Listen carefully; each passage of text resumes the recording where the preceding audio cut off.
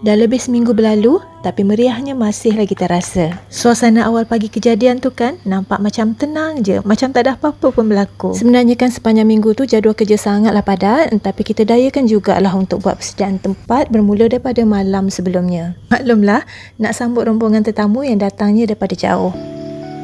Dan akhirnya hari yang dinanti dah pun tiba. Disebabkan jalan ni kecil kan, jadi bas kenalah parking kat tepi jalan besar. Semua kena jalan kaki sikit untuk sampai ke rumah ni.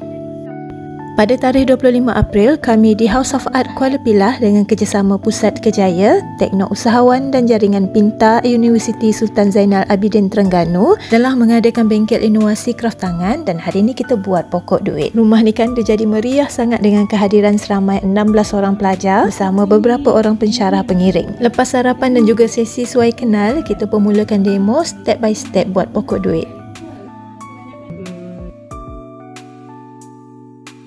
Suasana jadi makin meriah tau bila semuanya mula berpecah secara berkumpulan dan kita bagi can semua orang untuk cuba buat pokok duit sendiri.